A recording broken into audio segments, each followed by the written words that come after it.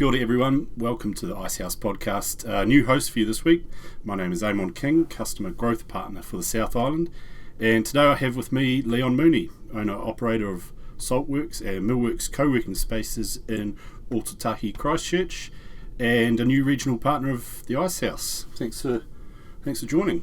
No worries, thanks very much for having me, Eamon. I guess the first place to start is an overview of what co-working is. I think there's probably a few misconceptions and the like of who it's for and what you can do. Yeah, good point. There's probably a few misconceptions. So, shared space and co-working is essentially working as a community while maybe only having one or two or up to 10 members of your team locally. We provide everything from phone booths, such as the one we're sitting in to have this conversation, desks, kitchens, beanbags, music and coffee, and all the normal good mod cons like Wi-Fi and printing as well as we provide a pretty, hopefully, bright, sparky community feel for everybody to feel like they're a good part of. Cool. You got two spaces in Christchurch. We're in Millworks, which is in Addington. It's probably like, I'd describe it as like a New York loftish type exposed brick. It's an old flour mill. It is, and it's a heritage listed building. It's a beautiful building. Brick and beams, and our fit out is New York lofty, dark furniture, and we've got quite a few plants in here as well. It's pretty important to us. Breaks it up a bit. Yeah. It's a beautiful space. And then we also have Saltworks in town, which is in a portion of the Kathmandu head office building. So we've got just over 1,000 square metres there, over 2 floors. We've got some private studios as well, open space, and almost 230 something members at that site at the moment, which is pretty wild, including yourself. Yeah, indeed. So, on the sort of capabilities of the spaces, so Saltworks is the bigger one, as you say, 200 plus for residents. So everything from like a solo contractor up to, what do you say, like half dozen to a dozen? Well, our biggest customer is Foster Moore Limited, actually. Old Justin. Shout out Justin if you're listening. So they have 18 members. Oh, wow. Yeah, they've grown a lot. Yeah. And that's a really common story in Saltworks and in Works co-working spaces. People are freed up from the stresses of maybe contract management or worrying about the day-to-day of an office, and often the outcome is really good business growth. So it's kind of a good passive incubator in that people come in and they're working alongside somebody in a totally different industry, but equally they have the same motivations and goals for their business that you do. So quite a lot of that growth happens, and like you say, people on day one or even pre-idea of their business or pre-launch with their business, all the way through to these internationally owned but locally represented businesses. Yeah, it was one thing that really struck me when I first joined, was because I'm the only one in the South Island for the Icehouse, so I'm sort of obviously working remotely. The option was either work at home, which I've done for like the last 4 or 5 years and probably reached the tipping point, or come into an office space. And it was it took me a couple of days, I think, to get my head around the fact that the people who were next to me, who I was most often interacting with, weren't actually my colleagues. They were, and I still haven't really figured out what to call them. Maybe neighbours is probably the best one. But you almost get the best of both worlds, because you've got your colleagues in the head office, and then you've got your local colleagues that you just have your day-to-day sort of banter with, which is, I think, pretty unique. But looking at the current sort of environment for SMEs, one of the real pain points is labour shortages. And I think co-working is a viable option to sort of open up perhaps the idea of potentially hiring outside of your city if it's possible for you, and that you can get a desk and you've got somebody who's got they're not alone, they've got a community and environment around them, they've got, as you say, like all the amenities, coffee and printing and Wi-Fi, and it might just open up things a little bit to be able to hire some of the best talent if they're not even in your city. Yeah, we're starting to see, and we did see it a little bit pre-pandemic days. We're starting to see people use some of our our value proposition as their value proposition when acquiring staff, when advertising for staff. So, like, come, you get to work from a co-working space, and it's got, the best coffee, and we've got, it's a dog-friendly office, and, there's regular community events, there's social events, there's business focused, like upskilling events. There's, a breadth of good social and positive things that can be included in people's membership to this place, which is kind of an intangible almost. It's becoming more common. I think at one point there was me working remotely for Auckland, there's someone next to me working remotely for Sydney, someone next to them working remotely for San Francisco. Like, it just got exponentially a little bit crazier and crazier, but it's certainly one of those, I think, viable options. If Elon Musk has his way, we might pop one up on Mars. Yeah. On that note, I think co-working is a big part of the future of work, and I'm not sure whether it's with COVID or a natural just change in the way that we work, but what sort of trends excite you on the idea of the future of work, and how does co-working fit within that? Nice, good question. I think all of it excites me, which is to say that the industry is, fairly new in the scheme of things, and most of the operators are pretty much just throwing it against the wall and seeing what sticks and running with that, and that's certainly been how we've managed to navigate some of the challenges of COVID policy and community interaction. So an example of that would be, we tried something right at the beginning when we were first able to reopen. We did an event where everyone had to wear a mask, and that particular type of event really didn't work well. And so we've gone away from that. We don't do it anymore. But trends wise, it's there were always a number of what I guess I would call progressive businesses or industries who sought out shared workspace and co-working, and they are still here, but there's a lot more inquiry and existing residents now who had their remote work policies accelerated or forced upon them, as COVID and pandemic times, really did. And so we're also seeing larger companies look to maybe not have an office, but have a space where they can cycle companies through. So individuals in their company through, rather. So there's 3 big companies who have big to me, big for sort of medium companies, and they have a fair amount of people in Christchurch, and they'll buy like 4 or 5 desks off me, and it might service 10 to 12 of their local team, and they just cycle through, and they use them as they need to, and they use them sometimes fully all week and sometimes not at all. Like, it's just a home base for the local team, and they know that health and safety is taken care of, well-being is taken care of, the community is taken care of, and they don't need to worry.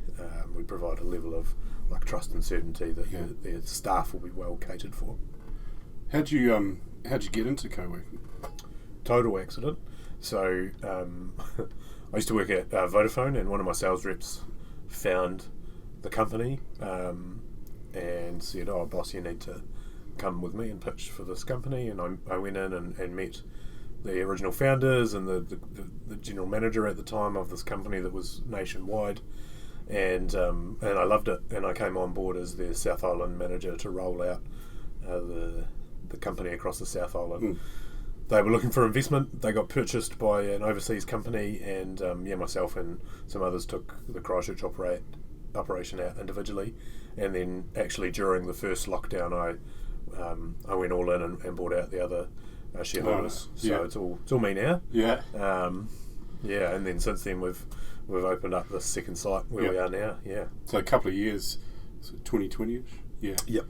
June 1st 2020. There you go. All right. How did you find the transition from corporate to being a business owner? Well, I had a good little bit of time there in between where I was corporate, and I would say I was career focused within that corporate, and doing a pretty good job of it, and enjoying it, and getting a lot out of it, and coming out into a small business by comparison, definitely, was maybe giving me the opportunity to flex some of that knowledge and experience that I'd gained quite rapidly at a corporate into a small business, and that went really well. And then transitioning from that into an owner was kind of a no-brainer, because at a certain point, working for someone else, you decide, well, I sort of decided that I'm doing the bulk of the building here. Wouldn't it be nice if I owned part of the pie, as it were? And so to come on as a minor shareholder and then, you know, to progress that through to sole directorship, it's been quite empowering, really. The community here is really interesting, because the community here, you know, I look around the room here, but also at Saltworks, I'm a part of the community as well, and a lot of these people have been on that journey of ownership with me. You know, when I look for advice to talk to people about my decisions, that I have no better crowd to bounce those ideas off than, you know, the people around me in the community. So I think it's pretty open and honest, like you're saying. I remember one of the COVID lockdowns I think you were quite open around taking suggestions and feedbacks around policies and what works and what wouldn't work. And we got really good at quickly digesting the government updates and creating policy internally.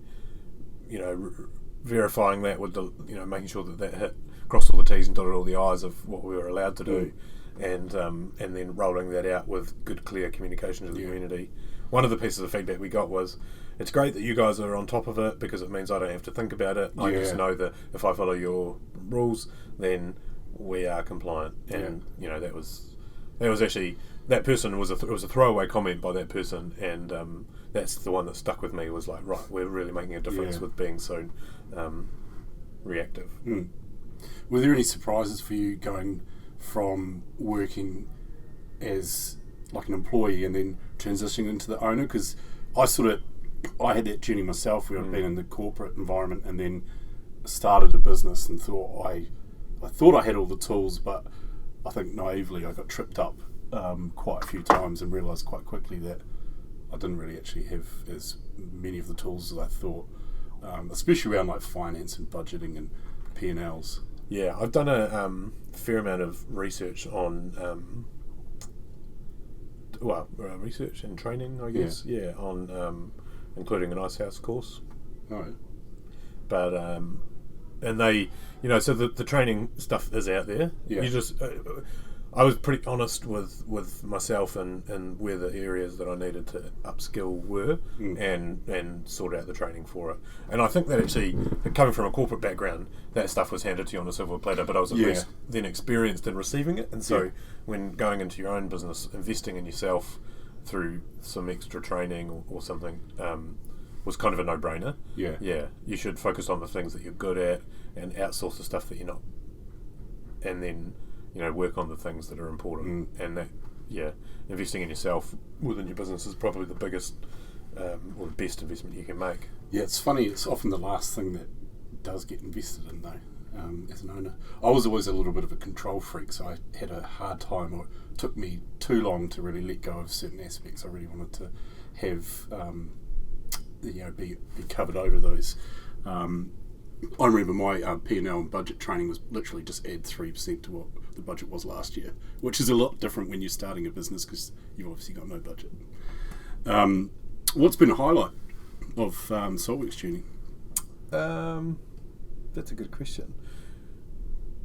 Having the success of the companies that are working here, it's a weird business model in that I'm happiest when businesses are growing, and you know that invariably leads to them leaving. And so there's been some absolutely standout Canterbury businesses started or had an early part of their journey at Works. And that's been really fulfilling. The other part has been working with Christchurch NZ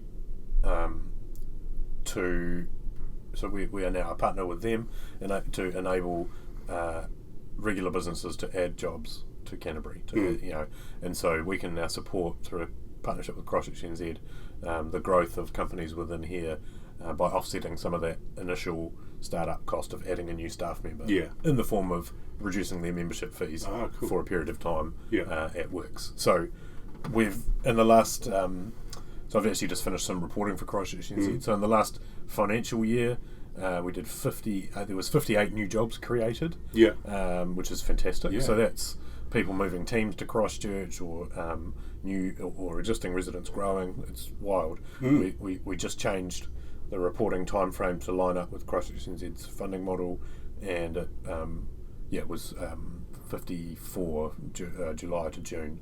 So pretty amazing to think about. If you consider the average wage in Canterbury, and then you times that by the amount of new jobs created, what a huge impact for Canterbury. I'm just really passionate about it. I might be Christchurch's biggest cheerleader. So.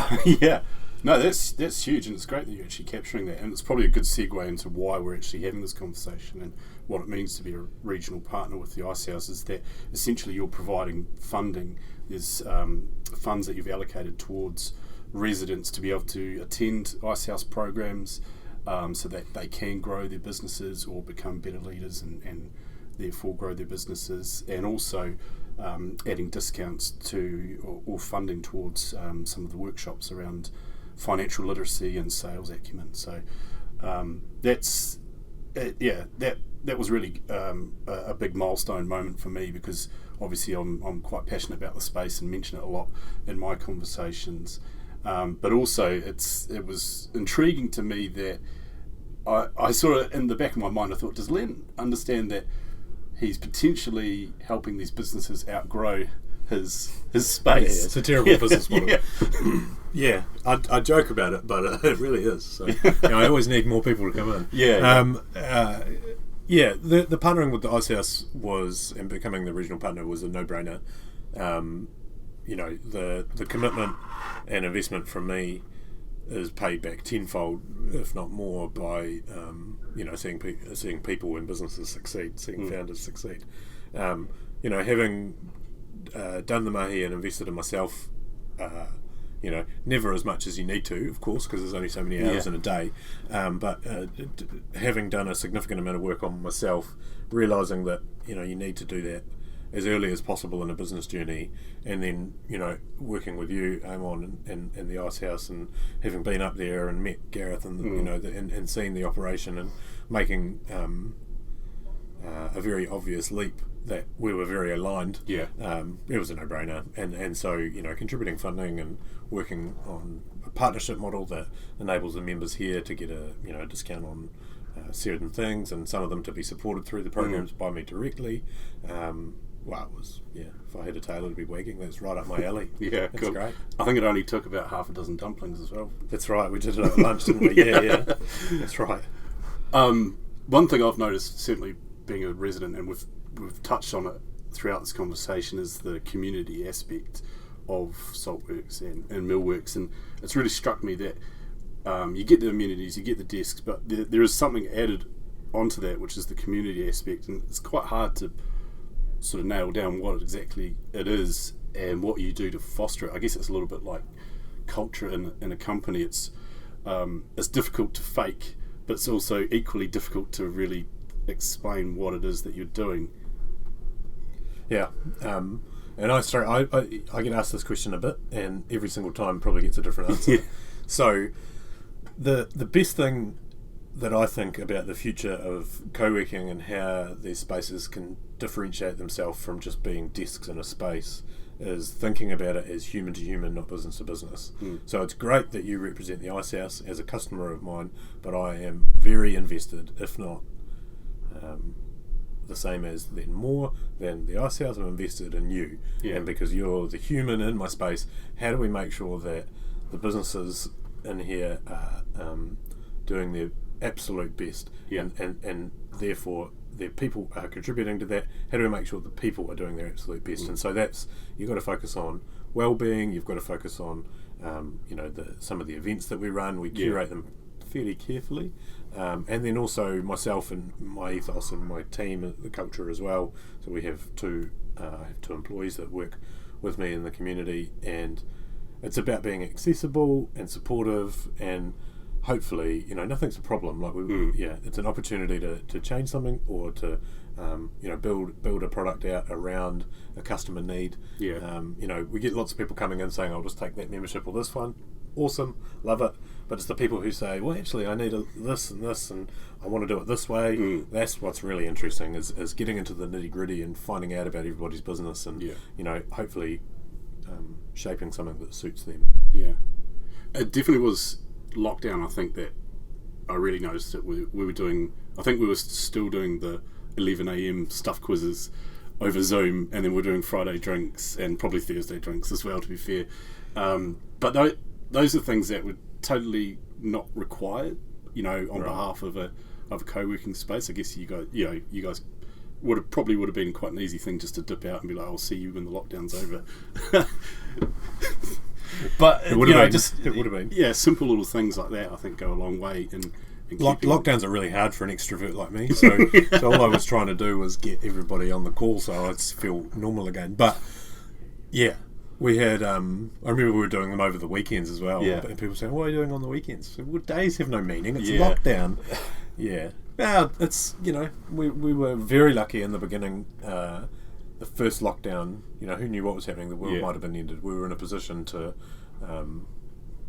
not charge rent, which was amazing. Not charge people's memberships, and going forward, having purchased the business and having all the obligations of that, I wasn't in a position to do that for the next lockdown. And so, you best believe I was looking left, right, and centre, shaking all the trees to find all the value I could to enable a bit of digital community, which wasn't easy, but people turned up and the feedback was positive. So you're doing something right.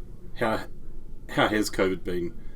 I imagine it would be challenging, as you say, like running, effectively being a landlord for a bunch of businesses who might have not have been getting income themselves. Yeah. Yeah, I mean, and we had a fair amount of individual conversations about that. And by and large, for the most part, the community was very supportive of us. But there was definitely, crazy levels of anxiety, because one announcement to the next, the framework can change, and the government, for everything that people say about it, I think we're quite agile and reacted in keeping with what we would expect, particularly in the beginning, of a country adapting to change that nobody had ever seen anything like before. So the anxiety for us was, are we going to be a viable business tomorrow? Yeah. Because we might not be if you all have to work from home forever. Yeah. Which is, scary when you've got the commitments of a business that come along with it and all the personal guarantees. Yeah. Working through that, and that was pretty tough. But here we are. Yeah. Things are bouncing back for you? Things are busier than ever. So this site's full. The Saltworks is pretty close. So we're just actually about to reshuffle some of the furniture in one area and add some capacity. So we should have space for about 10, or some of them are already pre-sold, but 10 or so new people. So that'll be cool. And then we're looking at looking at the next space as well. Yeah. What does the future hold? Watch this space. A few things. Yeah. So I think there's I got a couple ideas. Yeah. We'll leave it at that. I don't want to spill my guts too bad. Fair enough. Yeah. I'm looking into what protection I can have, and I've got a couple of really wild ideas, which hopefully will come off. And how do I protect that IP? So working with an IP lawyer at the moment. Right. So, Sorry. Yeah, there you go. I'll tell you offline. Yeah, all right. Okay, we'll just leave it recording. I guess that's probably where we can wrap up. I think the last thing is, how can people find out more about Saltworks and Millworks? Nice. Yep. Works.nz is the website. You can find us on all the relevant social media, except TikTok. And you can get in touch directly on Leon at works.nz for my email, or you're welcome to add me on LinkedIn, Leon Mooney, and you can do whatever you like on LinkedIn. So I look forward to connecting with anyone. Sweet. No, that sounds good. And absolutely. I think come around either the Millworks space in Addington or the Saltworks one in the CBD. Have a look and see what it's all about. Yeah, nice one. And thanks, Eamon, for being a member and being a customer, but also thanks for the opportunity to have a chat here. And if anybody does have any questions, doesn't even have to be co-working related. Get in touch. Sweet. Thanks.